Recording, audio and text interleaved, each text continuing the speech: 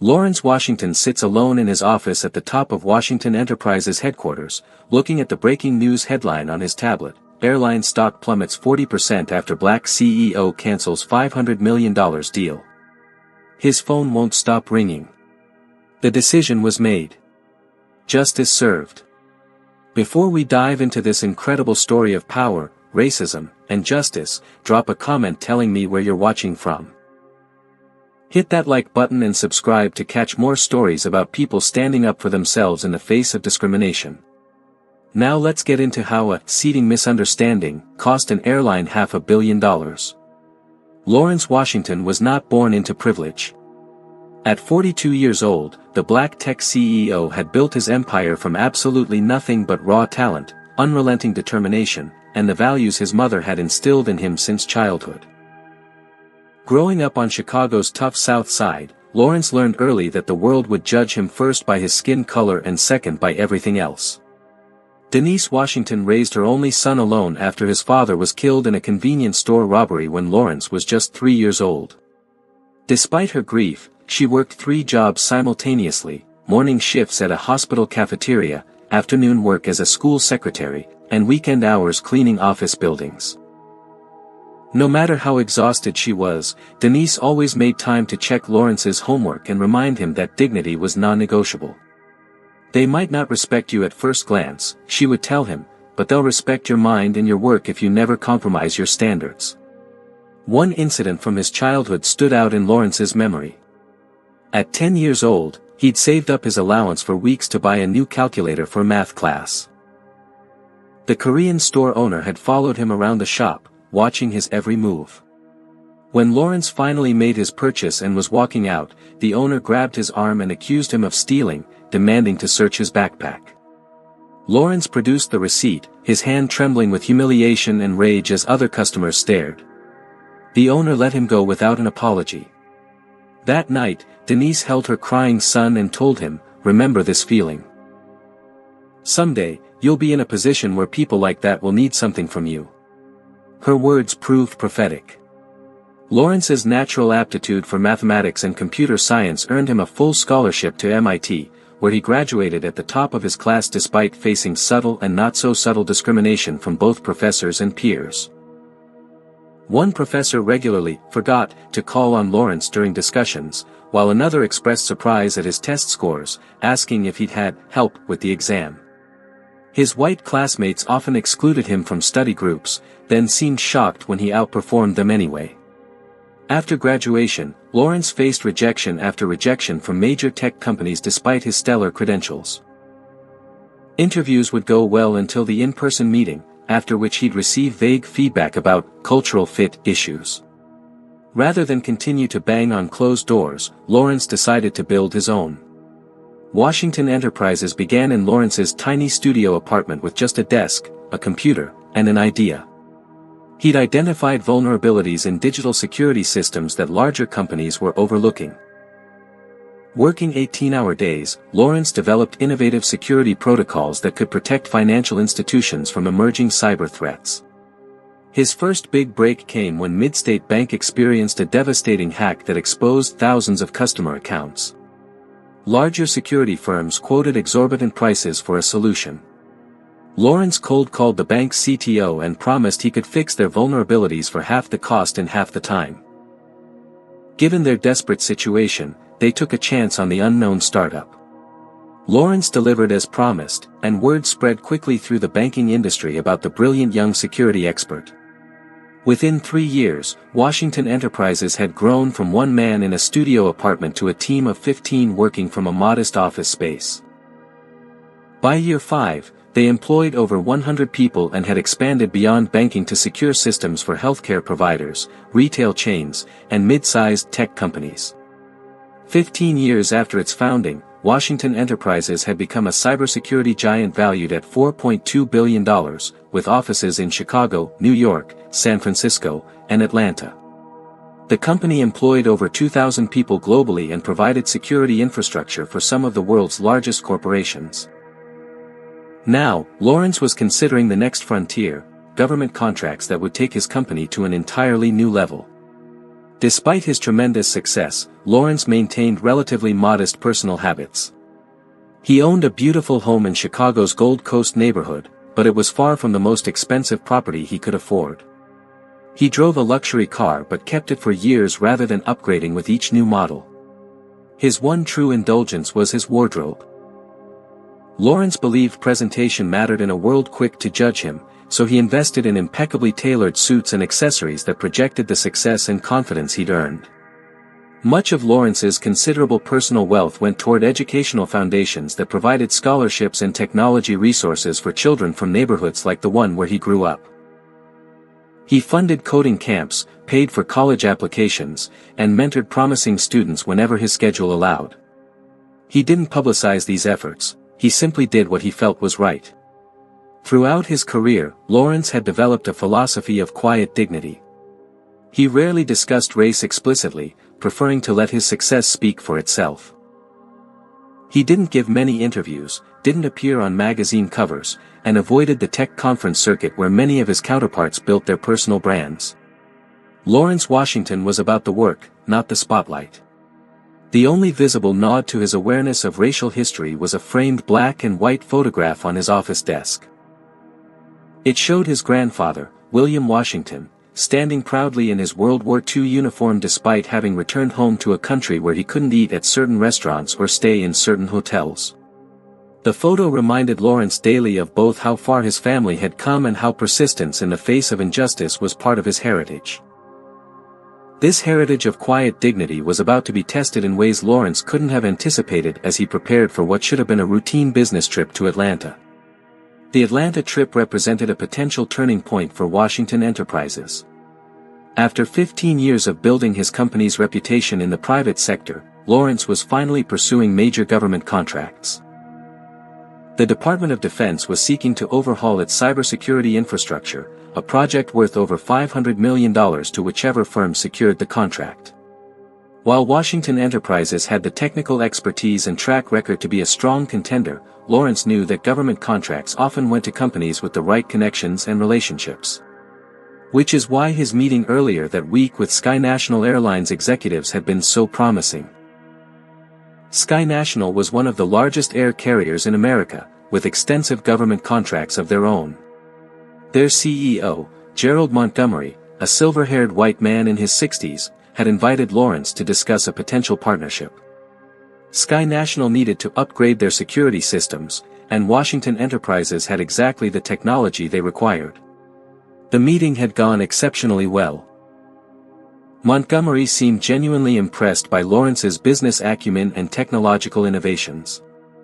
By the end, they were discussing not just securing Sky National systems but a broader partnership that would give Washington Enterprises access to Montgomery's considerable government connections.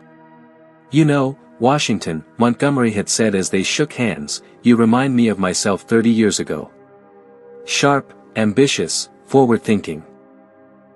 Let's continue this conversation after your Atlanta meetings. I think we could do great things together." It was with this potential partnership in mind that Lawrence had booked a first-class ticket on Sky National's premier direct flight from Chicago to Atlanta.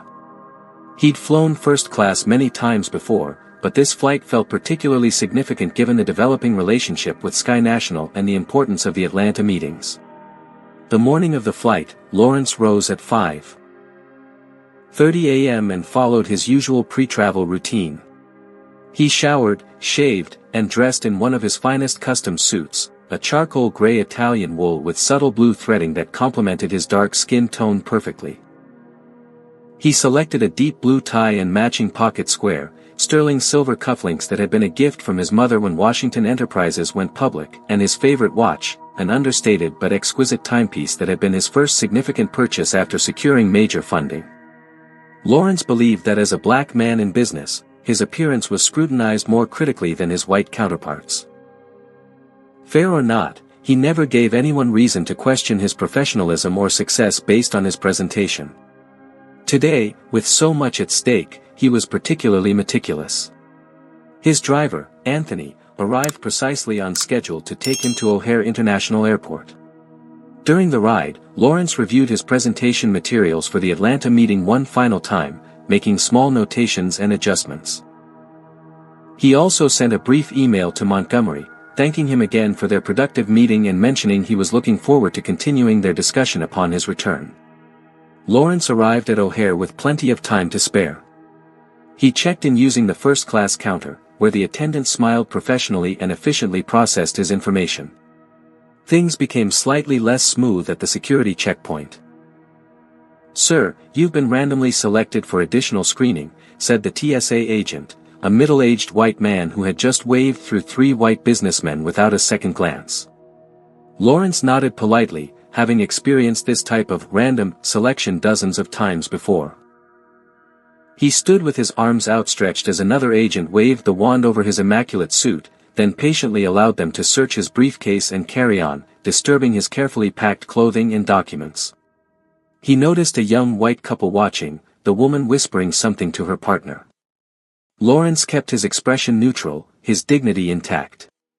After security, Lawrence made his way to the first-class lounge.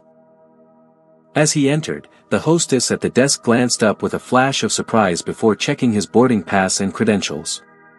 "Of course, Mr. Washington. Welcome to the Sky National Premier Lounge. Please enjoy your stay." Inside the lounge, Lawrence could feel the subtle looks from other travelers, quick glances followed by averted eyes. A businessman in an off-the-rack suit looked him up and down, as if assessing whether Lawrence belonged. A woman clutched her purse a little tighter as he passed her table. These were microaggressions Lawrence had grown accustomed to, though they never stopped being tiresome. He found a quiet corner, ordered a sparkling water from the attendant, and opened his laptop to review his presentation once more. The lounge began filling up as departure time approached, and Lawrence noticed several other passengers who would clearly be in first class based on their attire and luggage. None made eye contact or exchanged the usual pleasantries that often occurred among premium passengers. When boarding was announced, Lawrence gathered his belongings and proceeded to the gate. The gate agent, a young black woman, smiled genuinely as she scanned his boarding pass. "Enjoy your flight, Mr. Washington," she said, with a hint of pride in her voice that Lawrence recognized. He nodded appreciatively. Boarding went smoothly. The flight attendant at the cabin door, Heather Brooks, a blonde woman in her 30s, greeted Lawrence with professional courtesy, though he noted a brief flicker of surprise in her eyes. "Welcome aboard, Mr. Washington. May I show you to your seat?" "I know where it is, thank you," Lawrence replied politely, making his way to seat 2A, a window position in the second row of first class. The first-class cabin was arranged in a 1-2-1 configuration, giving each passenger both aisle access and considerable privacy. Lawrence stored his carry-on in the overhead compartment and placed his briefcase under the seat in front of him. He settled into the spacious leather seat, accepted a pre-departure glass of water from Brooks, and began organizing his documents for review during the flight. As he worked, Lawrence considered the significance of the upcoming government contract negotiations. If Washington Enterprises secured this Department of Defense deal, it would not only represent the largest contract in the company's history but would also position them as a major player in government cybersecurity. The implications for future growth were enormous. This contract could be the legacy-defining achievement that would secure Washington Enterprises' place among the tech elite for generations to come. Lawrence thought of his mother, who had passed away 5 years earlier, just after seeing the company reach its first billion in valuation. How proud she would be to see how much further he'd come, and how much further he could still go. Little did Lawrence know that the journey to that future was about to take an unexpected and humiliating detour. The first-class cabin was nearly full when a commotion at the front of the plane caught Lawrence's attention. A late-arriving passenger was boarding, visibly irritated by something. The man was white, in his mid-50s, with the confident bearing of someone accustomed to power and deference. He wore an expensive but slightly rumpled suit, suggesting he'd rushed to make the flight. This was Victor Whitman, a name Lawrence would later come to know all too well. Whitman was a wealthy real estate developer with properties throughout the Southeast, a Sky National Diamond Elite member who logged over 200,000 miles annually with the airline. He was known among flight crews for being demanding but generous with compliments and occasional gifts when he received the service he expected. As Whitman entered the first-class cabin, his eyes scanned the seats, and his expression darkened upon seeing Lawrence in seat 2A. He made a beeline for flight attendant Heather Brooks, who was helping another passenger stow luggage. "Excuse me," Whitman interrupted, his voice carrying through the cabin. "There seems to be a mistake. I always get seat 2A on this route. Always. I've flown this exact flight every other week for the past 3 years." Brooks turned to him with a practiced smile. "Let me check your boarding pass, sir." Whitman handed it over, and Brooks examined it. "I see you're in seat 3C today, Mr. Whitman. A great seat as well, just across the aisle in the next row." "That's not acceptable," Whitman said, his voice rising slightly. "I specifically request 2A for this flight because of the additional legroom and the view during approach to Atlanta. This is clearly a booking error." Lawrence continued reviewing his documents, pretending not to hear the conversation, though he was becoming increasingly aware that he was somehow the subject of a dispute. Brooks checked her tablet. "I'm sorry for any confusion, Mr. Whitman, but our system shows that seat 2A was assigned to Mr. Washington. His reservation was made 3 weeks ago." Whitman glanced over at Lawrence, then back to Brooks, lowering his voice but not enough to prevent Lawrence from hearing. "Look, I'm sure he wouldn't mind moving. Why don't you offer him an upgrade voucher for his next flight or something?" The implication was clear. Whitman assumed Lawrence didn't belong in first class and would be grateful for any compensation to move. Lawrence continued to focus on his papers, maintaining his dignity while feeling a familiar burn of indignation. Brooks looked uncomfortable. "Sir, I can't ask another passenger to change seats without a valid reason. Mr. Washington is correctly seated according to his boarding pass." Whitman's face flushed red. "This is unacceptable. I need to speak with your supervisor immediately." Brooks hesitated, then nodded. "I'll get the lead flight attendant for you." As she moved toward the front of the cabin, Whitman remained standing in the aisle, occasionally glancing at Lawrence with poorly disguised annoyance. Other first-class passengers were watching the scene unfold with varying degrees of interest and discomfort. No one spoke up. A moment later, Brooks returned with Thomas Parker, the lead flight attendant. Parker was a tall, slim man in his 40s with graying temples and the confident demeanor of someone who had handled countless passenger issues over his career. "Good morning, sir. I understand there's some confusion about seating," Parker said to Whitman in a low, calming voice. Whitman immediately launched into his complaint. "There's no confusion. There's a mistake. I always sit in 2A on this flight. Always. It's in my customer profile. I need you to fix this immediately, we're already running late." Parker reviewed the information on his tablet, then looked up with an apologetic expression. "I see you're one of our most valued Diamond Elite members, Mr. Whitman. I sincerely apologize for this mix-up. Unfortunately, the seat was assigned to another passenger for this flight." Whitman gestured toward Lawrence without looking at him. "I'm sure he wouldn't mind moving to another first-class seat. I have specific needs for this flight, including that particular seat for an important business call I need to make once we reach cruising altitude." Lawrence continued to focus on his documents, though he was now listening intently to every word. Parker glanced at Lawrence, then back to Whitman. He lowered his voice further, though Lawrence could still hear him clearly. "Perhaps we could offer the gentleman an upgrade to a better business class seat. He might be more comfortable there anyway." The implication hung in the air, that Lawrence didn't truly belong in first class and would be doing everyone a favor by removing himself from a situation where he was unwelcome. It was a sentiment Lawrence had encountered countless times throughout his life and career, always with the same undercurrent: "You're not one of us, and your presence is making everyone uncomfortable." Parker approached Lawrence, who finally looked up from his documents with a neutral expression that masked his growing anger. "Excuse me, sir," Parker began with forced politeness. "We have a bit of a situation. Mr. Whitman is one of our most valued customers and typically sits in this particular seat. Would you mind moving to another seat? We'd be happy to accommodate you in our business class cabin, which is quite comfortable. We could offer you some vouchers for a future upgrade as compensation for the inconvenience. Lawrence maintained his composure, decades of practice allowing him to keep his voice even despite the burning in his chest. I appreciate the offer, but I purchased this specific seat because I have work to complete during this flight that requires the privacy and facilities of first class. My boarding pass confirms this is my assigned seat, so I'll be staying here.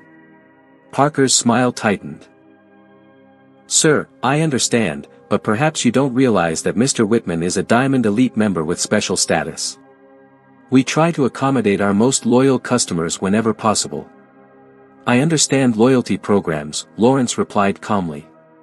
However, I paid for this seat, it was assigned to me, and I have no obligation to move simply because another passenger prefers it. The cabin had grown uncomfortably quiet as other passengers openly watched the interaction.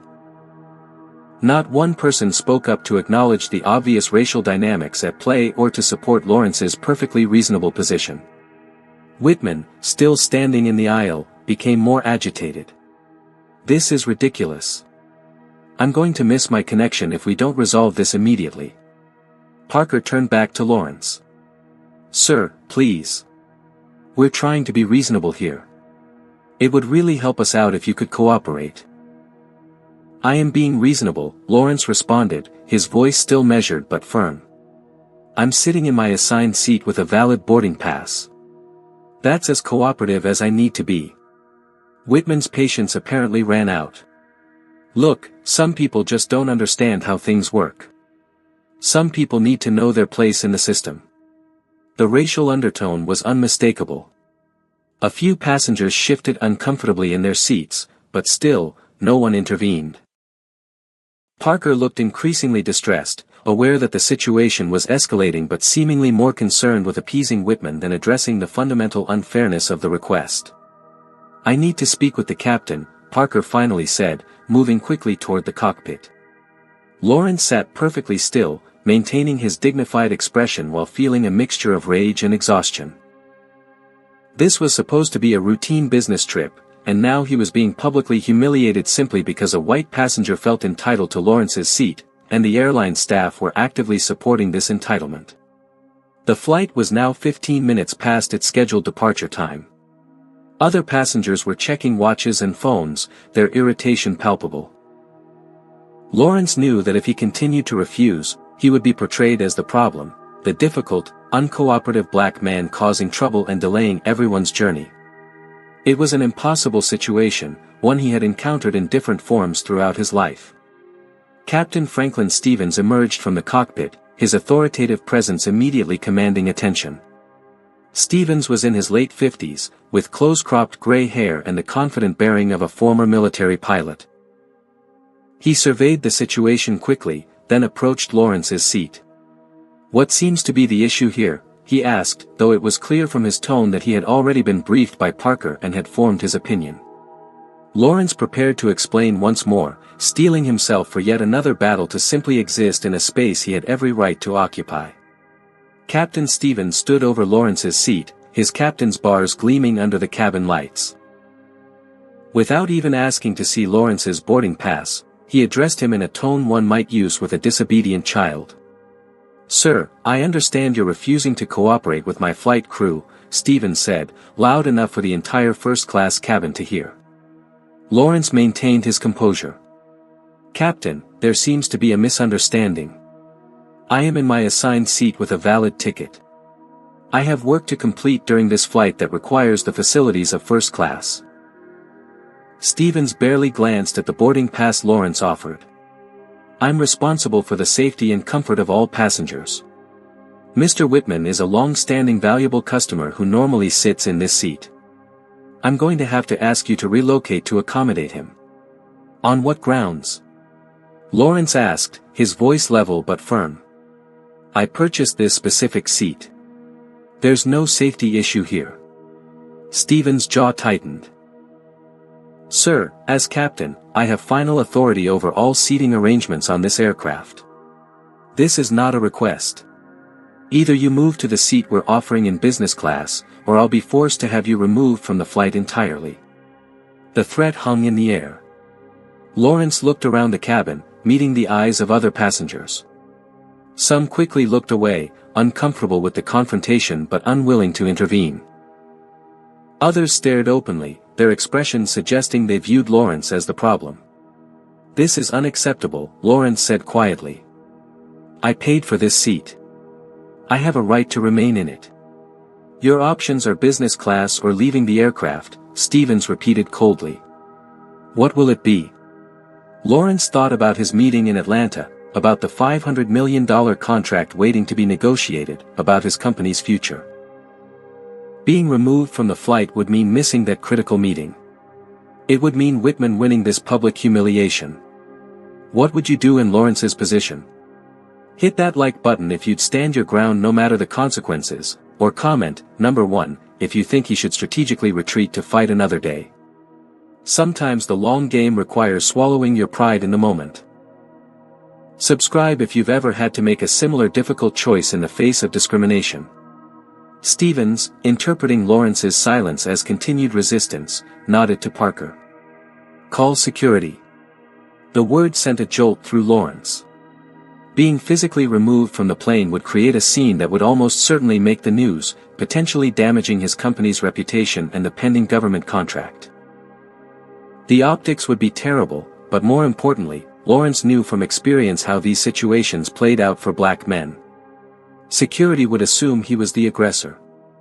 Any protest would be interpreted as threatening behavior. The risk was too great. "That won't be necessary," Lawrence finally said, his voice tight with controlled anger. "I'll move to business class." Stevens nodded curtly, as if this was the only reasonable outcome. "A wise decision, sir." Parker immediately stepped forward. "I'll escort you to your new seat." Lawrence slowly gathered his belongings, hyper-aware of every eye in the cabin on him. No one spoke up. No one acknowledged the blatant injustice unfolding before them. The silence of the witnesses was its own form of complicity.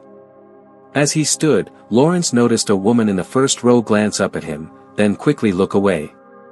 He recognized her, Barbara Reynolds, Sky National's Vice President of Customer Relations. She had been at the meeting with Montgomery earlier that week. She had seen him present to the CEO, had shaken his hand afterward with compliments about his company's innovative approach. Now she pretended not to recognize him as he was being humiliated by her airline staff. The walk through the first-class cabin felt endless.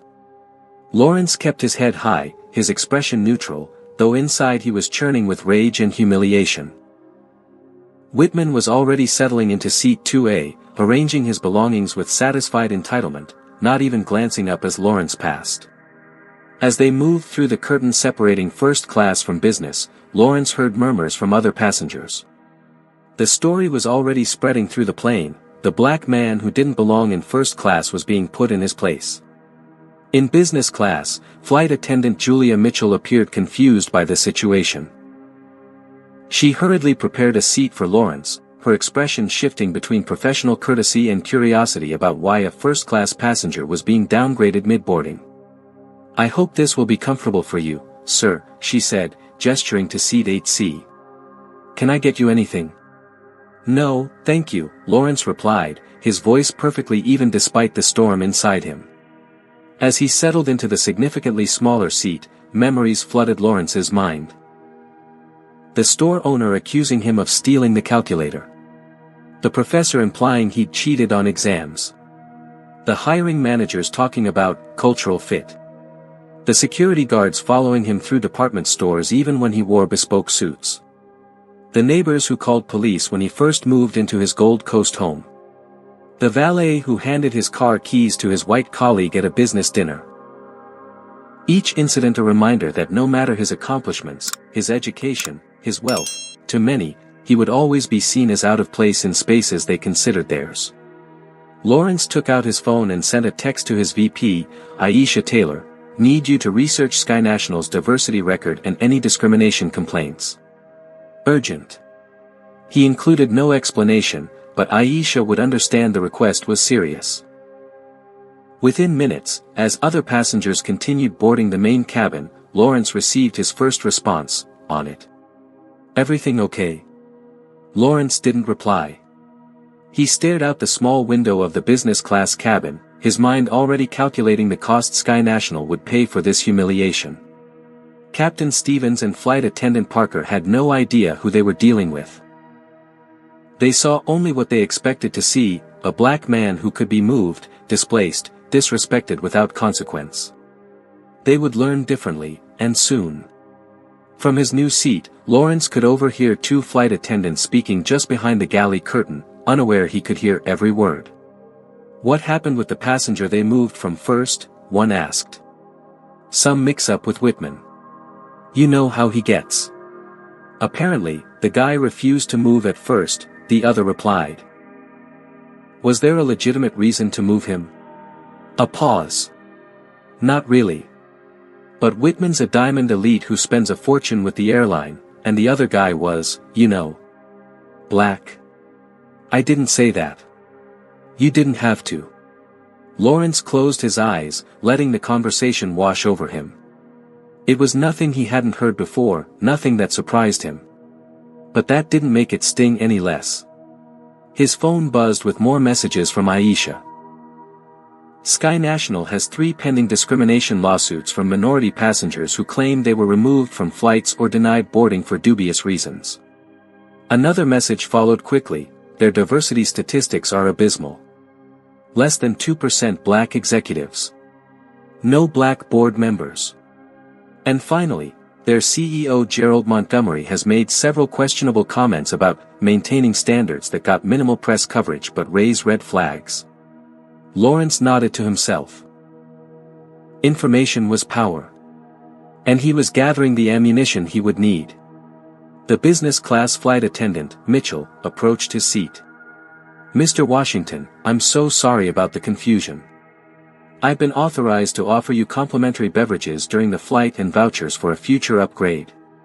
Her attempt at making amends felt patronizing. Lawrence gave her a polite but distant smile. "Thank you, but that won't be necessary." As the plane finally began taxiing toward the runway, a tall woman in an expensive suit walked down the aisle from first class, pausing when she saw Lawrence. It was Barbara Reynolds, Sky National's VP of Customer Relations. "Mr. Washington," she said, with forced brightness in her voice. "I thought that was you. What a coincidence to see you on this flight." Lawrence looked at her directly, his gaze unwavering. "Is it a coincidence, Ms. Reynolds? Or were you present for my removal from first class without intervening, despite knowing exactly who I am and that I was meeting with your CEO about a multimillion-dollar partnership this week?" Reynolds blanched, her professional veneer cracking. There was clearly a misunderstanding. "I'd be happy to discuss compensation for the inconvenience once we land." "I'm sure you would," Lawrence replied evenly. "We'll certainly have things to discuss after we land." As Reynolds retreated to first class, Lawrence turned his attention to his tablet, reviewing the partnership agreement with Sky National that had been nearly finalized. The document outlined a $500 million deal for Washington Enterprises to overhaul the airline's entire digital security infrastructure. In his head, Lawrence began calculating exactly what this incident would cost the airline, beyond mere vouchers or upgrade certificates. He placed a call to his legal counsel, Jordan Michaels, just before the announcement to turn off electronic devices. "Jordan, I need you to review our draft agreement with Sky National. Specifically, I want to know if we have any obligations at this point or if we can walk away cleanly." "Is there a problem?" Jordan asked. "I'll explain later," Lawrence replied. "Just have the information ready when I land." As Lawrence ended the call and switched his phone to airplane mode, he began drafting an email to his executive team. The subject line read, "Emergency Strategy Meeting, Atlanta, today." The plane accelerated down the runway and lifted into the air, carrying Lawrence toward Atlanta and a confrontation that would shake an entire industry. As the seatbelt sign dimmed and the plane reached its cruising altitude, Lawrence attempted to focus on his contract documents. The business class seat was significantly less conducive to work than the first class accommodation he'd paid for, the tray table smaller, the privacy minimal, the noise from nearby passengers distracting. Still, He forced himself to review the government contract materials, knowing the meeting tomorrow could represent a turning point for Washington Enterprises regardless of what happened with Sky National. But concentration proved impossible. Every few minutes, his mind replayed the humiliation in vivid detail. Captain Stevens' dismissive tone, Whitman's entitled sneer, Barbara Reynolds pretending not to see him, the silence of every other passenger as he was forced to walk through the cabin like a chastised schoolboy. Throughout his life, Lawrence had developed strategies for processing these incidents. He compartmentalized, focused on long-term goals, channeled his anger into productivity. But this time felt different. Perhaps it was the accumulated weight of a lifetime of similar experiences. Perhaps it was that this had occurred at the precise moment when he was poised to take his company to unprecedented heights. Or perhaps it was simply that, at 42 years old, with billions in the bank and thousands of employees looking to him for leadership, Lawrence was tired of swallowing these indignities for the sake of other people's comfort. Memories continued to surface unbidden. His mother's voice. They might not respect you at first glance, but they'll respect your mind and your work if you never compromise your standards. Had he compromised by moving to business class? Or had he made a strategic retreat to fight a more important battle? His grandfather's face in that framed photograph, proud in his uniform despite returning to a country that treated him as less than a full citizen. What would William Washington have advised his grandson to do in this situation? Lawrence was pulled from these thoughts by the sound of two flight attendants talking just behind the galley curtain, unaware that their conversation was audible to him. So what exactly happened with that passenger they moved from first? One asked in a hushed tone. Whitman wanted his usual seat, the other replied. You know how he gets. Throws a fit if everything isn't exactly how he likes it. But they can't just move someone who paid for their seat. Apparently, they can if Stevens gets involved. You know the captain always backs Diamond Elite members over anyone else. Better for his performance reviews. Was there something wrong with the passenger? A pause. No. He was completely professional from what I heard. Just, you know. Not the usual first-class demographic. I didn't say that. You didn't have to. Lawrence kept his eyes on his tablet, giving no indication he could hear every word. The conversation confirmed what he already knew, there had been no legitimate reason to move him. The decision had been based entirely on appeasing a white customer at the expense of a black one, regardless of who had paid for which seat. 20 minutes into the flight attendant Julia Mitchell approached with forced cheerfulness. Mr. Washington, can I offer you a complimentary beverage? Perhaps some wine or a cocktail? The offer felt patronizing, as if alcohol might soothe the sting of discrimination. Just water, thank you, Lawrence replied, his tone professionally distant. Of course. Mitchell returned moments later with the water. I want to apologize again for the confusion with your seating. We pride ourselves on customer service at Sky National, and I hope this isolated incident won't affect your opinion of our airline. Lawrence looked at her directly. MS. Mitchell, what happened wasn't confusion. It was discrimination. Plain and simple. Mitchell's smile faltered. I'm sure that wasn't the intention. Intention is irrelevant, Lawrence replied calmly. The impact is what matters. A black passenger with a valid first-class ticket was removed to accommodate a white passenger who wanted his seat. The fact that you're calling it confusion rather than acknowledging what actually happened is part of the problem. Mitchell appeared genuinely uncomfortable now. I'm very sorry you feel that way. I don't feel any particular way about it, Lawrence corrected her. I'm stating facts. But I appreciate your personal courtesy, which has been professional. As Mitchell retreated to the galley, Lawrence noticed a familiar figure moving through business class, Barbara Reynolds, Sky National's VP of Customer Relations, making her way from first class toward the main cabin. She slowed as she passed Lawrence's row, clearly recognizing him but uncertain whether to acknowledge him after their earlier exchange. After a moment's hesitation, Reynolds stopped.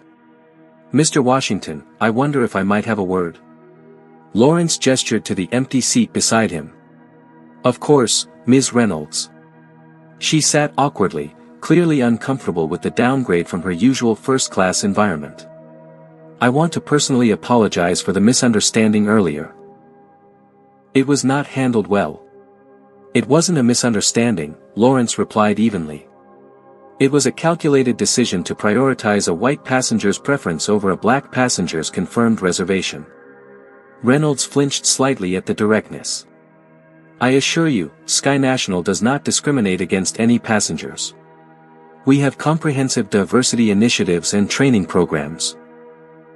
Yet you sat in first class and watched as I was removed without saying a word, despite knowing exactly who I am and that I was meeting with your CEO about a partnership worth hundreds of millions of dollars to your company. Reynolds had the grace to look ashamed. It happened very quickly. By the time I realized what was occurring, you chose to look away, Lawrence finished for her. Just as everyone else in that cabin did. Mr.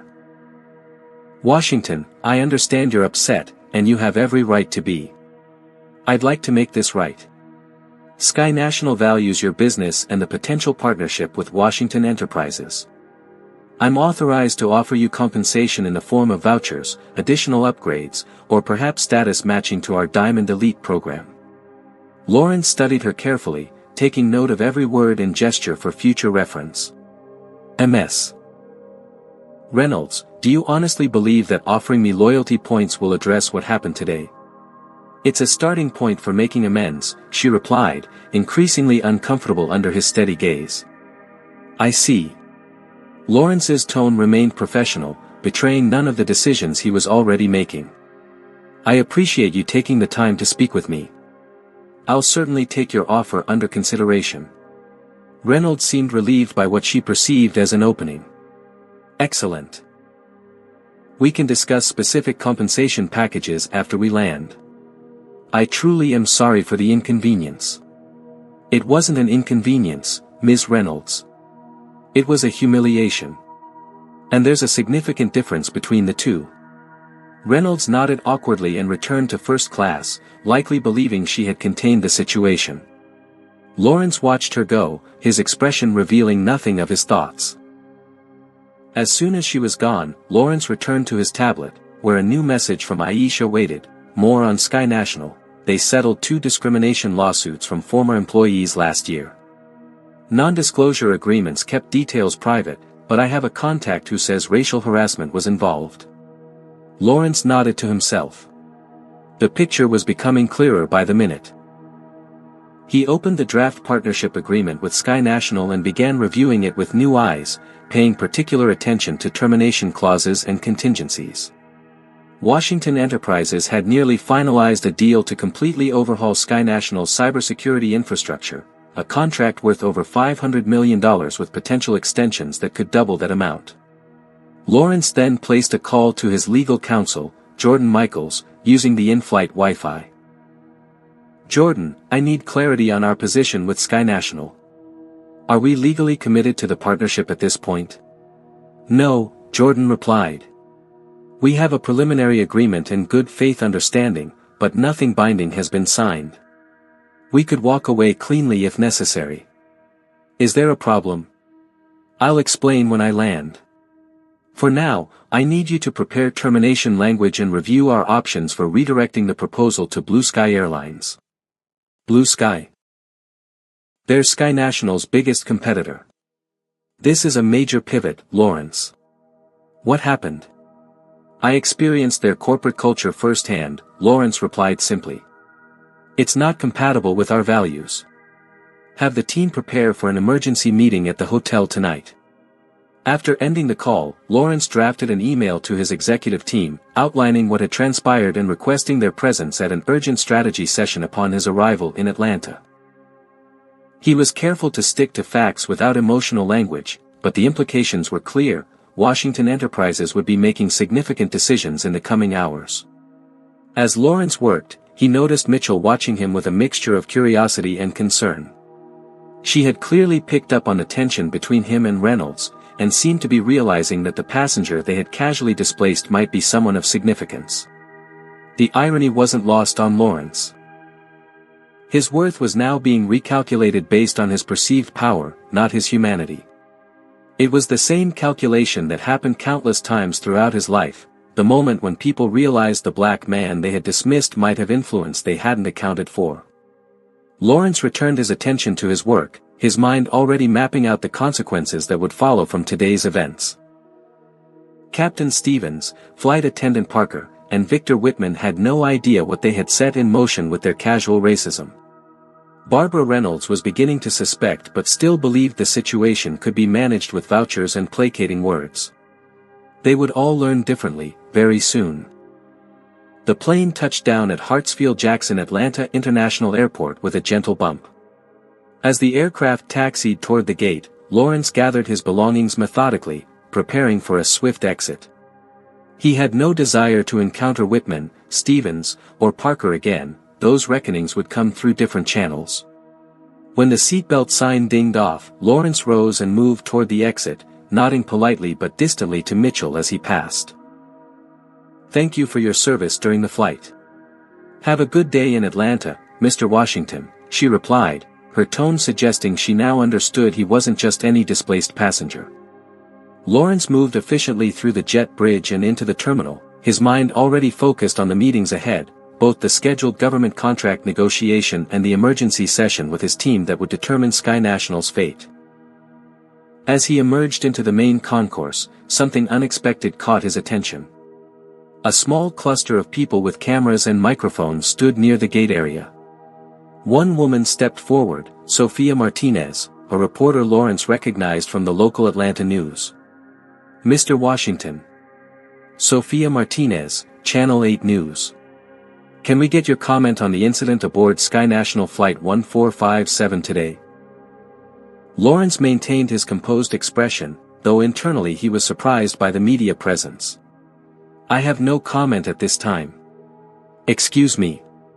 Passengers are saying you were removed from first class despite having a valid ticket. Was race a factor in this incident?" Martinez persisted, keeping pace alongside him. "As I said, I have no comment right now. I appreciate your interest, but I'm late for a meeting." Lawrence kept walking, his expression neutral.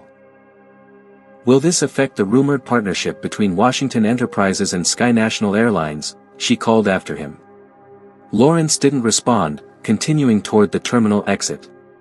His phone was already buzzing continuously with notifications, emails, texts, calls from his team. News traveled fast, especially when it involved a prominent black CEO being humiliated by a major airline. As he reached the baggage claim area, Lawrence checked his phone and saw over 20 missed calls and dozens of text messages.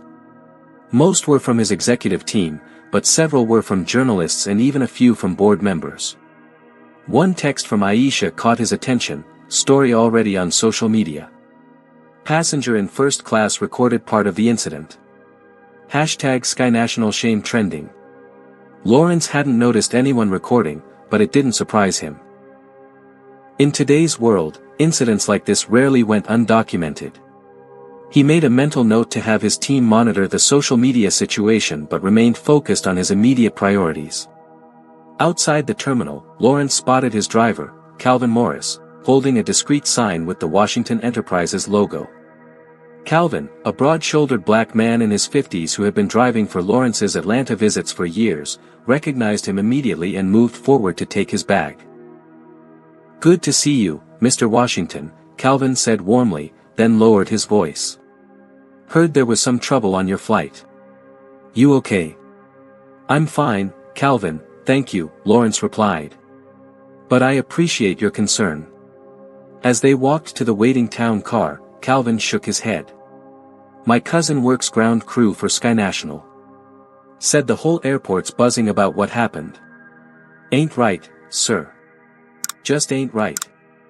"No, it's not," Lawrence agreed quietly as he slid into the back seat. "But it's not over either." Once settled in the car, Lawrence made his first call to his chief operating officer, Patricia Hernandez. "Patricia, I need an emergency board meeting in my hotel suite at 4 p.m. Essential personnel only." "Already arranging it," Patricia replied efficiently. Lawrence, this situation is exploding on social media. A passenger posted a video of that captain threatening to have you removed from the plane. It's got over 100,000 views already. Sky National's PR team just released a statement calling it a seating misunderstanding. A misunderstanding, Lawrence repeated, his tone flat. Interesting choice of words. How do you want us to respond? We don't, for now. Let's gather the team first and make strategic decisions. Has Gerald Montgomery tried to contact me yet? His office has called 3 times in the last hour. His assistant says it's urgent. I'm sure it is, Lawrence replied. Tell them I'm in meetings and will return his call when my schedule permits. Understood. Lawrence ended the call as the car pulled away from the terminal, heading toward the Ritz-Carlton in downtown Atlanta. He gazed out the window at the city skyline, his mind calculating moves and countermoves like a chess grandmaster. When they arrived at the hotel, the manager, Andre Phillips, was waiting in the lobby, a clear indication that news of the incident had spread widely. Mr. Washington, welcome back to the Ritz-Carlton Atlanta, Phillips said, stepping forward immediately. We've upgraded you to our presidential suite, and I've arranged for a private conference room for your meetings today. Thank you, Andre, Lawrence replied, noting the manager's concerned expression. Sir, if there's anything at all we can do to make your stay more comfortable after your challenging journey, please don't hesitate to ask. Lawrence nodded appreciatively. The suite and conference room will be perfect, thank you. As the elevator ascended to the top floor, Lawrence allowed himself a moment to process the emotions he'd been containing since the incident. The anger, humiliation, and exhaustion were all still there, but they were now joined by a cold, clear sense of purpose. Throughout his career, Lawrence had wielded his growing power carefully, focusing on building rather than confronting, on excellence rather than grievance. But there were moments when power needed to be used to create consequences, not out of vengeance, but because consequences were the only language some people understood. This was one of those moments. The presidential suite was spacious and elegant, with floor-to-ceiling windows offering panoramic views of Atlanta. Lawrence moved to the window, looking out at the city while his mind processed everything that had happened and everything that would happen next. His phone rang, Gerald Montgomery's direct line. Lawrence let it go to voicemail, not yet ready for that conversation. He needed to consult with his team first, to understand all his options before engaging with Sky National's CEO. Instead, Lawrence called for room service, ordering a light meal he wasn't hungry for but knew he needed. Then he opened his laptop and began reviewing the latest information Aisha had sent about Sky National's history of discrimination complaints and their diversity record. The social media situation was indeed exploding. The hashtag #SkyNationalShame was trending nationally, with thousands of users sharing the video and their own stories of discrimination on the airline. Corporate watchdog groups were already issuing statements calling for investigations into Sky National's practices. Lawrence observed it all with clinical detachment, neither encouraging nor discouraging the public reaction. His focus remained on the strategic decisions ahead. At 3:30 p.m., his executive team began arriving, COO Patricia Hernandez, CFO Derek Zhang, Legal Counsel Jordan Michaels, and VP Aisha Taylor. They gathered in the suite's spacious living area, their expressions a mixture of concern and resolve. Before we begin, Lawrence said once everyone was seated, I want to thank you all for responding so quickly. What happened today was personal, but the decisions we make will be business decisions, based on our company's values and strategic interests. Patricia nodded. We stand with you 100%, Lawrence. What happened was inexcusable. Let's focus on our options, Lawrence replied, maintaining his professional demeanor. Jordan, what's our contractual position with Sky National? Jordan opened his portfolio. We have no binding obligations at this point. The partnership agreement was in final review but unsigned. We can walk away cleanly if that's what we decide. Financial implications? Lawrence asked, turning to Derek. The CFO consulted his tablet. The Sky National contract would have been worth approximately $500 million over 5 years, with potential extensions doubling that amount. It's significant, but not irreplaceable. Blue Sky Airlines has been pursuing us for similar services. Their technical needs are nearly identical, though their budget is about 15% lower. Lawrence nodded thoughtfully. Aisha, what have you found about Sky National's track record? Aisha pulled up a detailed report on her laptop. It's worse than I initially thought.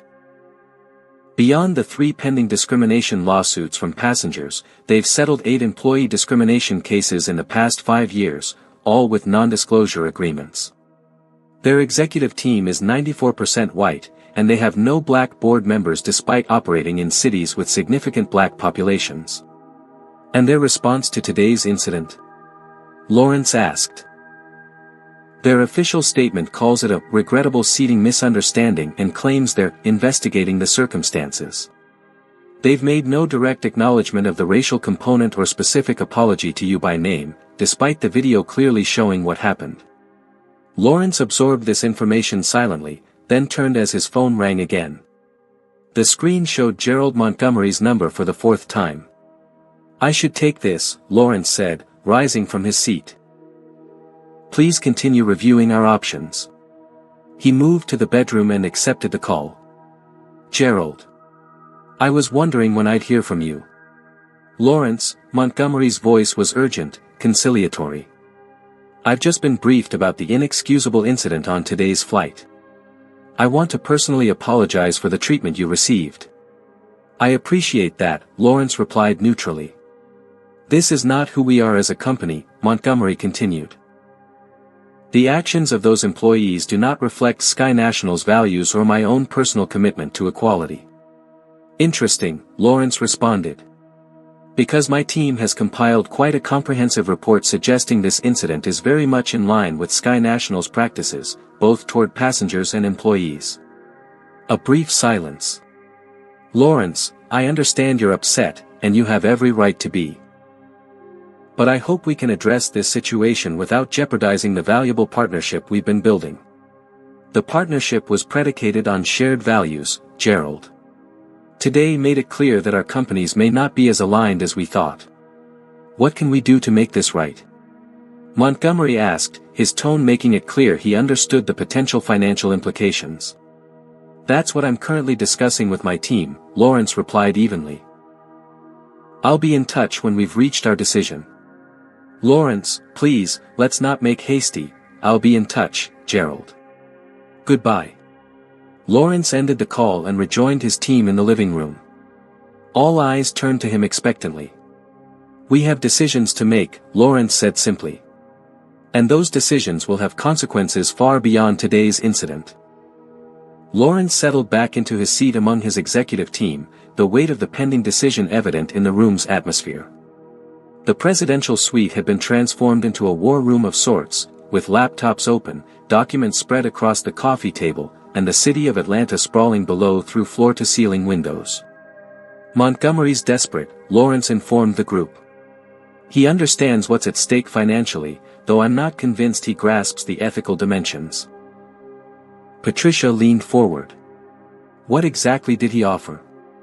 Nothing specific yet. Just the usual platitudes about the incident not reflecting their values, despite evidence to the contrary. Lawrence turned to Jordan. Let's discuss our options systematically.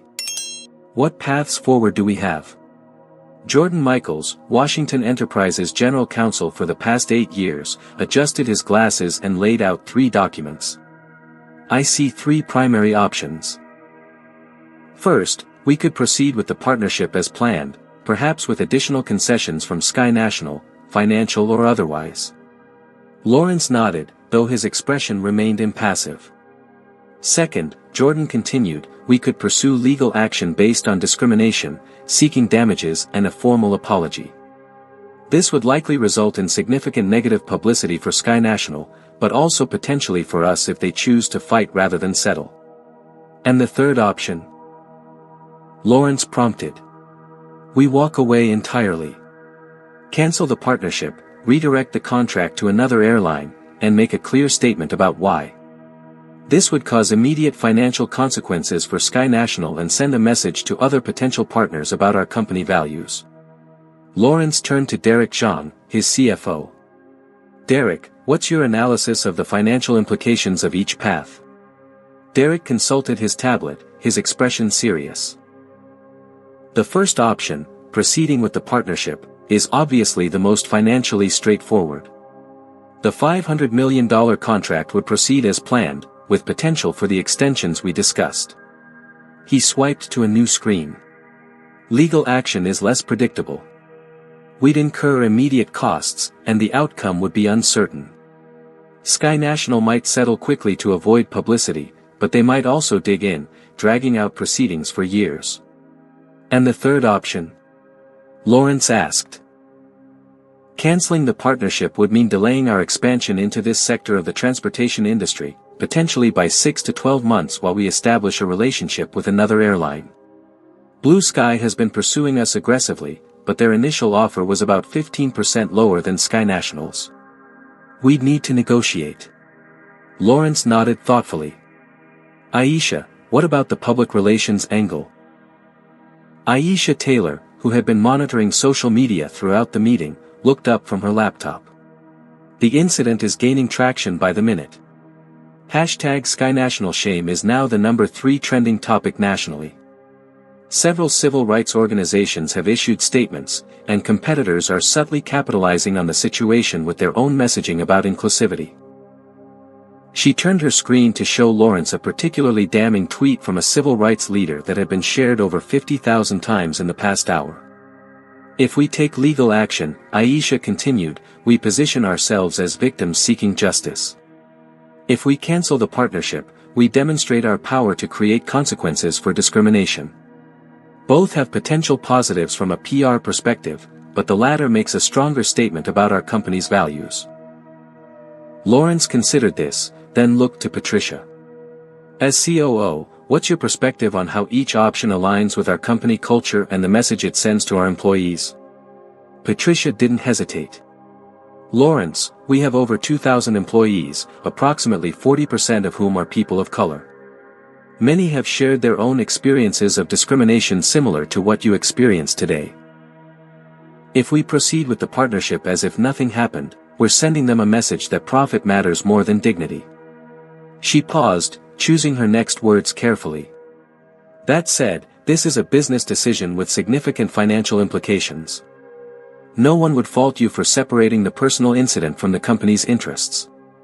Lawrence nodded, appreciating her candor. Let's consider our company values. When I founded Washington Enterprises, what principles did I emphasize above all others? Integrity, Derek said immediately. Innovation and excellence, but integrity first. And how do we define integrity in our company handbook? Lawrence pressed.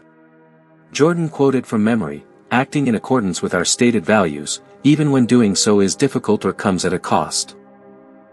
Lawrence stood and walked to the window, looking out at the Atlanta skyline as the afternoon sun cast long shadows across the city.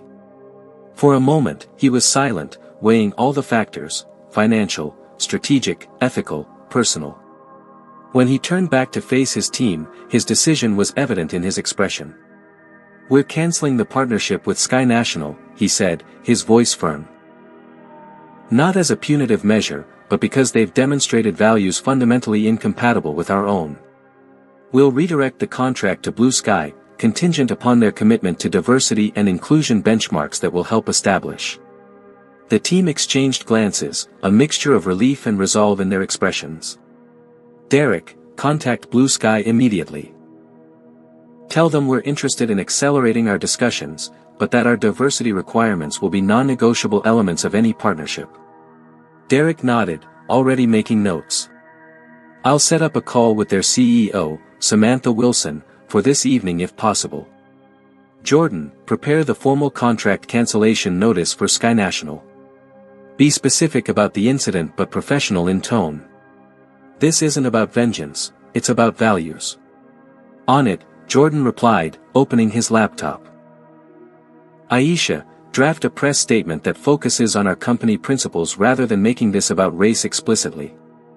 We don't need to fan the flames, the facts speak for themselves. What about Montgomery? Patricia asked. He'll call again, probably within the hour. Lawrence considered this. I'll speak with him personally after our decision is finalized and the documents are prepared. He deserves to hear directly from me why we're withdrawing. The team dispersed to their respective tasks, working with the focused efficiency that had helped build Washington Enterprises into an industry leader. Lawrence returned to the window, allowing himself a moment to process the weight of the decision he'd just made. A $500 million contract was significant by any measure. Shareholders might question the wisdom of walking away from such a deal over what some would minimize as a seething misunderstanding. But Lawrence knew that leadership sometimes required making difficult choices that aligned with one's values, even at a cost. He thought of his mother again, imagining what Denise Washington would say about his decision. They'll respect your mind and your work if you never compromise your standards. He hadn't compromised. That knowledge brought a sense of peace amidst the turbulence of the day. An hour later, the team reconvened. Jordan had prepared the contract cancellation notice, its language clear and unequivocal about the reasons for termination. Derek had spoken with Blue Sky's CEO, who was enthusiastically receptive to the potential partnership and had agreed to a preliminary meeting the following morning. Aisha had drafted a measured press statement that emphasized Washington Enterprises' commitment to working with partners who demonstrated respect for all individuals. As they reviewed the documents together, Lawrence's phone rang again. Gerald Montgomery. I should take this, Lawrence said, stepping into the bedroom once more. Gerald, he answered, his tone professional but distant. Lawrence, I hope you've had time to reconsider, Montgomery began, his voice betraying his anxiety.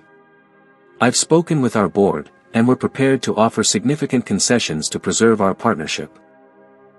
Additional financial incentives, a comprehensive review of our diversity practices, whatever you feel is appropriate. I appreciate that, Gerald, Lawrence replied evenly. But this isn't about extracting better terms. It's about recognizing that our companies appear to operate from fundamentally different value systems.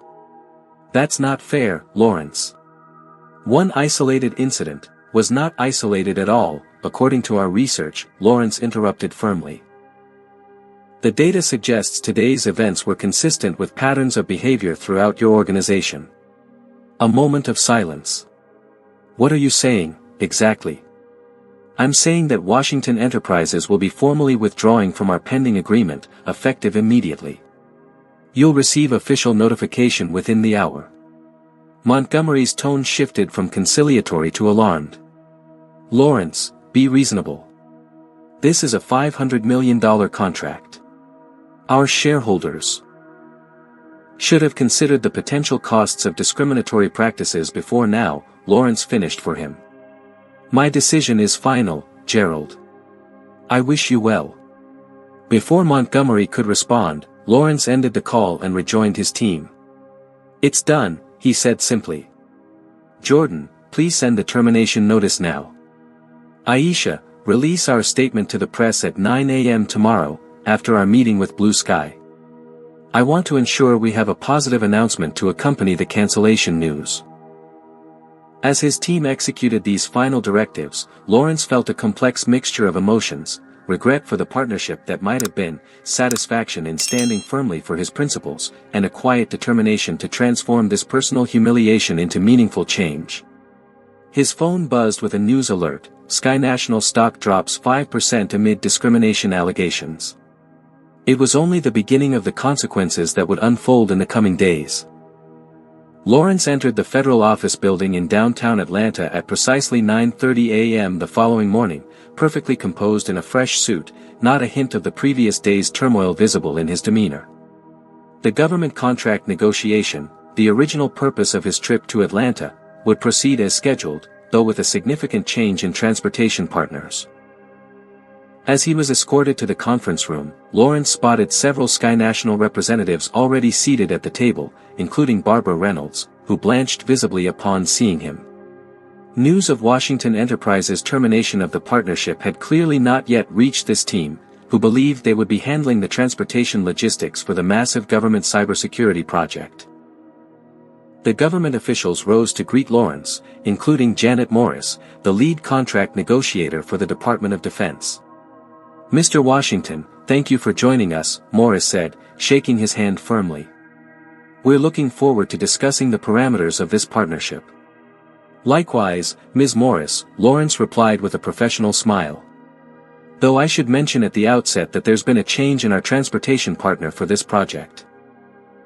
A murmur went through the room. The Sky National executives exchanged confused glances. "I don't understand," said Reynolds, finding her voice. "The preliminary agreements have been terminated," Lawrence stated calmly, placing his briefcase on the table. "Washington Enterprises has withdrawn from our partnership with Sky National Airlines, effective as of last night. We'll be working with Blue Sky Airlines for all transportation elements of this project going forward." The room fell silent. Morris looked between Lawrence and the Sky National representatives, sensing the tension. Perhaps someone could explain what's happened. Lawrence maintained his composed expression. "I'm afraid I experienced Sky National's corporate culture firsthand yesterday, and found it incompatible with Washington Enterprises' values of dignity and respect for all individuals." "Mr. Washington, if this is about the seating misunderstanding," Reynolds began, her voice strained. "It wasn't a misunderstanding," Lawrence interrupted, his tone still measured but firm. "It was a calculated decision to remove a black passenger from first class to accommodate a white passenger's preference, despite my having a valid ticket for my assigned seat. The incident was documented by multiple witnesses and is now a matter of public record." One of the Sky National executives attempted to interject, but Lawrence continued. "Rather than dwelling on yesterday's events, I prefer to focus on the contract before us. Ms. Morris, I've invited Samantha Wilson, CEO of Blue Sky Airlines, to join us. She should be arriving momentarily to discuss their role in the transportation logistics." Morris nodded slowly, processing this information. "I see. While we've previously reviewed Sky National's qualifications for this project, we'll certainly consider Blue Sky as an alternative." Reynolds leaned forward, her expression desperate. "Ms. Morris, Sky National has extensive experience with government contracts. This last-minute change could significantly delay implementation of the security protocols." "Actually," Lawrence responded, removing documents from his briefcase, "Blue Sky's technical infrastructure is remarkably similar to Sky National's. Our team has already conducted a comparative analysis, and we anticipate no significant delays in implementation." He distributed copies of the analysis to everyone at the table. "You'll note that Blue Sky actually exceeds Sky National in several key performance metrics." As the government officials reviewed the documents, an assistant opened the door to announce Samantha Wilson's arrival. The Blue Sky CEO entered the room with confident strides, a tall black woman in her late 40s whose presence immediately commanded attention. "Thank you for accommodating this change on short notice," Wilson said, addressing Morris directly. "Blue Sky is fully prepared to step into this role and has already begun the necessary preparations to ensure a seamless transition." Reynolds and her team watched in stunned silence as Wilson took a seat beside Lawrence, effectively replacing Sky National at the table. Their expressions cycled through shock, anger, and finally resignation as the reality of the situation became clear. Morris studied the comparative analysis for a moment longer, then looked up. "Mr. Washington, while this is certainly an unusual development, I see no reason why we can't proceed with Blue Sky as your transportation partner, provided they meet all the necessary security clearances." "All our documentation is in order," Wilson confirmed. "We can submit it for immediate review." "Then let's continue," Morris decided. "However, I am curious about the incident Mr. Washington referenced.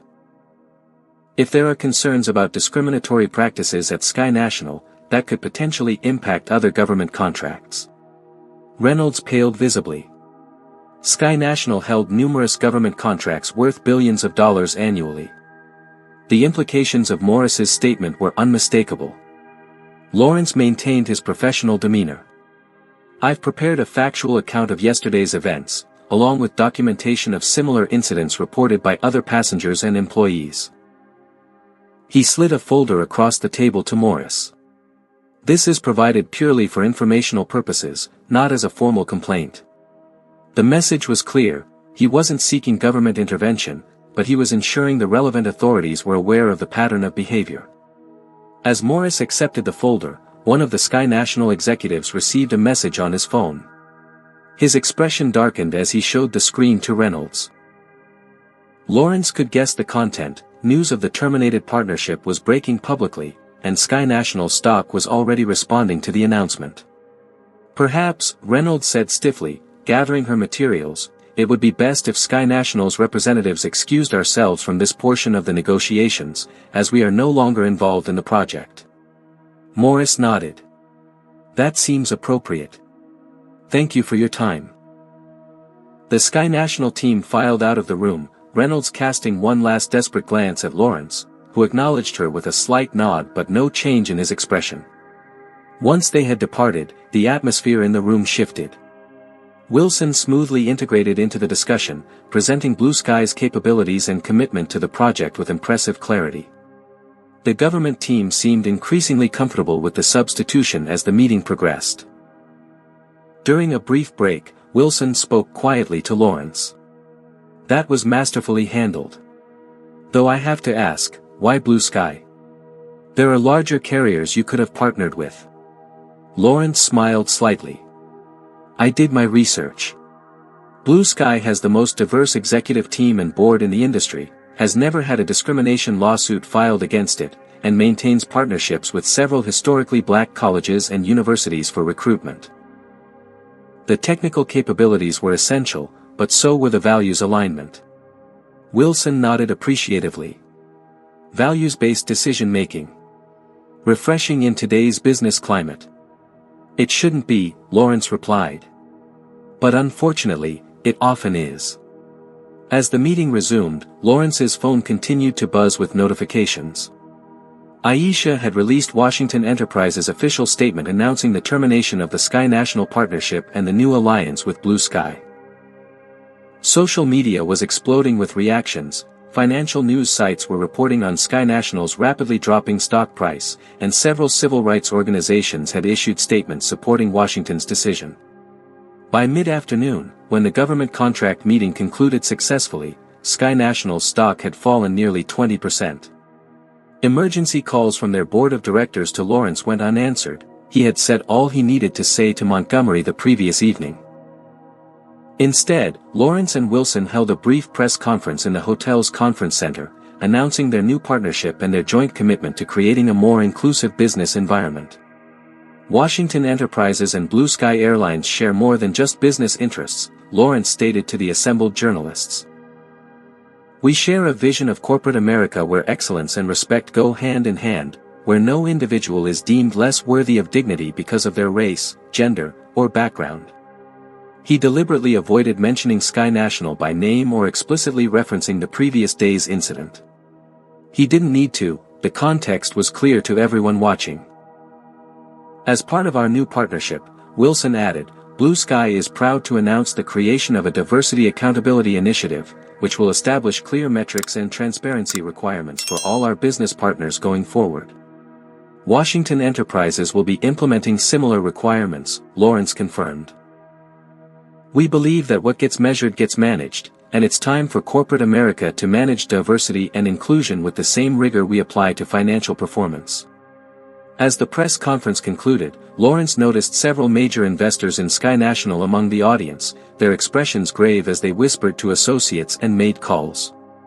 The message was being received at every level. Discrimination wasn't just morally wrong, it was now proving to be bad business.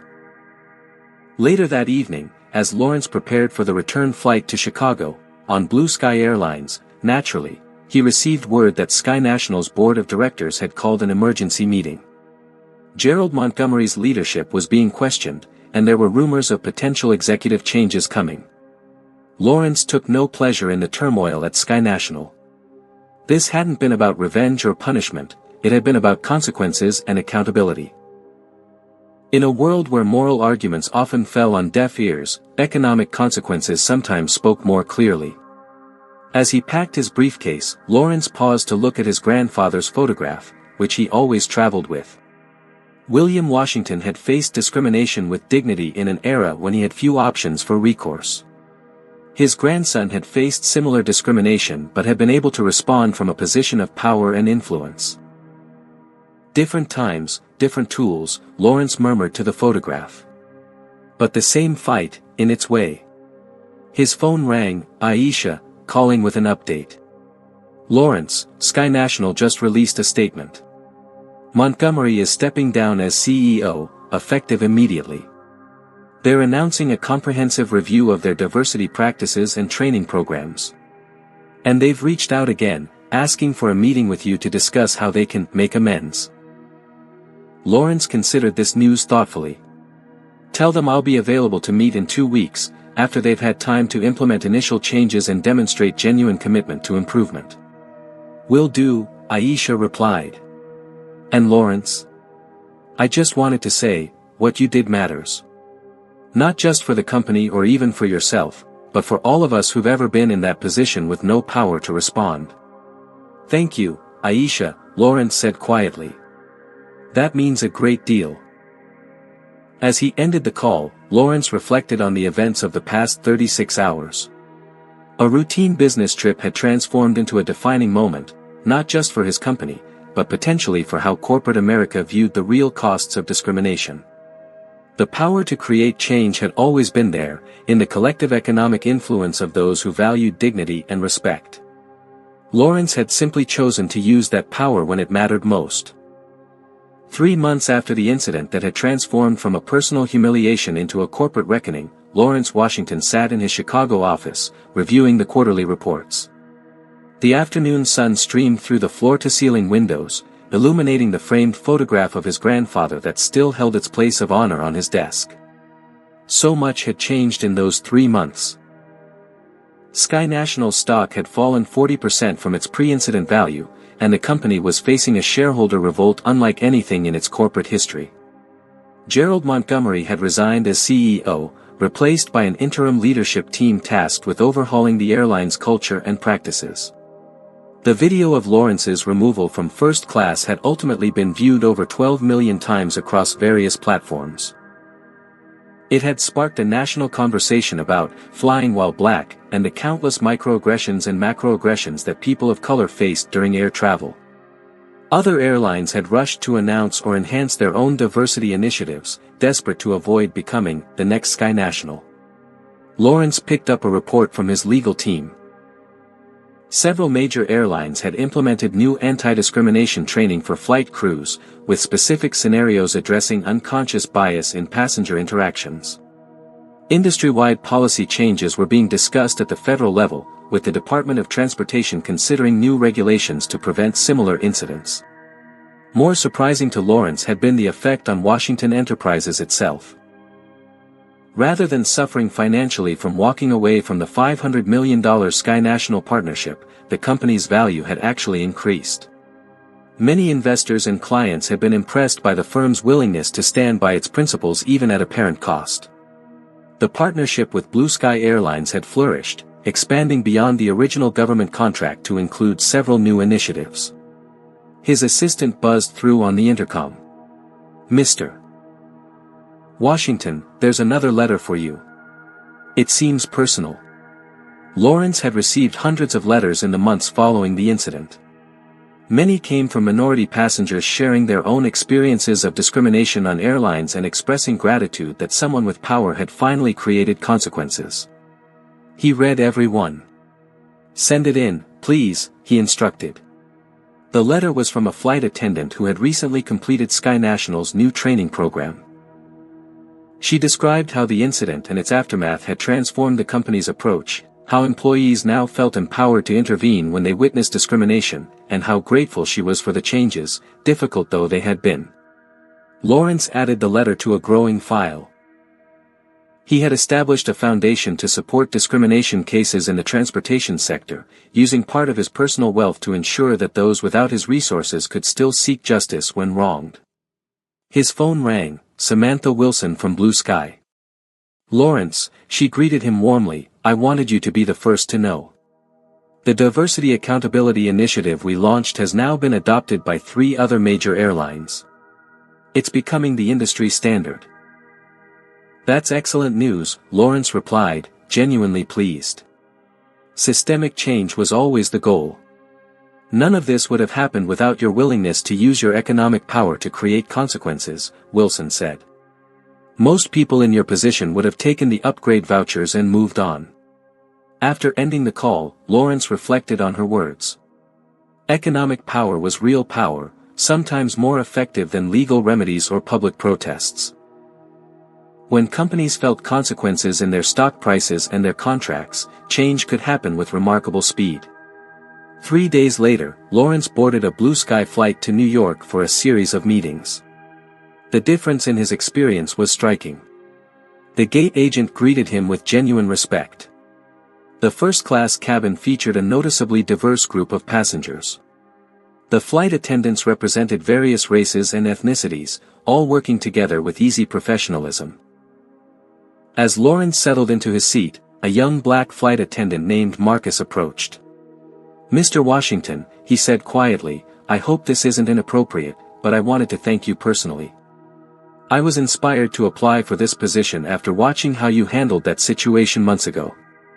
You showed that sometimes justice comes not from courts or protests, but from having the courage to use whatever power you have at your disposal. Lawrence shook the young man's hand. We all have different tools available to us at different points in our lives. The important thing is using them when it matters. As the plane took off, Lawrence opened his briefcase, reviewing documents for his next major deal. Through the window, he could see the vast horizon stretching before him, both literally and metaphorically. The incident aboard Sky National Flight 1457 had been a single moment in time, but its effects continued to ripple outward, creating changes that would impact countless travelers for years to come. Sometimes, Lawrence reflected, the most powerful response to discrimination wasn't a lawsuit or a protest, but simply having the courage to say, there will be consequences. What would you do if you were in Lawrence's position? Would you have made the same decision to cancel a $500 million deal to stand up against discrimination? Drop a comment below with your thoughts. If this story resonated with you, please hit that like button, subscribe to our channel for more powerful stories of people standing up for what's right, and share this video with someone who needs to hear it. Remember, sometimes the greatest change happens when one person refuses to accept injustice, even when it would be easier to stay silent. Thank you for watching, and I'll see you in the next video. Lawrence Washington's story teaches us a profound lesson about power and responsibility. In a world where racial discrimination often goes unchallenged, those with economic influence have a unique ability to create meaningful consequences. When traditional remedies fail, financial leverage can speak a language that corporations understand. The story demonstrates that dignity isn't negotiable, regardless of one's wealth or status. Lawrence could have accepted the humiliation and vouchers as many do, preserving the lucrative partnership. Instead, he recognized that his position gave him responsibility to stand against injustice. We also learn that sometimes justice requires sacrifice. Lawrence risked significant financial loss by canceling the deal, prioritizing integrity over immediate profit. This moral courage ultimately benefited not only him but countless others affected by discriminatory practices. Perhaps most importantly, the narrative shows how individual actions can create systemic change. One person's principled stand triggered industry-wide reforms that traditional activism might have taken years to achieve. The lesson is clear: when we have power, we have responsibility. The question isn't whether we'll face discrimination, but how we'll respond when we have the ability to create consequences for it. Have you ever witnessed discrimination but felt powerless to respond? Or have you stood up against injustice despite potential consequences? Share your experience in the comments below. Your story might inspire someone else to take action. If you believe economic consequences can be powerful tools against discrimination, hit that like button to spread this message. Subscribe to our channel for more stories about everyday heroes fighting racism and injustice in unexpected ways. And please share this video with someone who needs to be reminded that they have more power than they realize. Thank you for joining our community of changemakers who refuse to stay silent when witnessing injustice. Together, we can create ripple effects that transform industries and communities.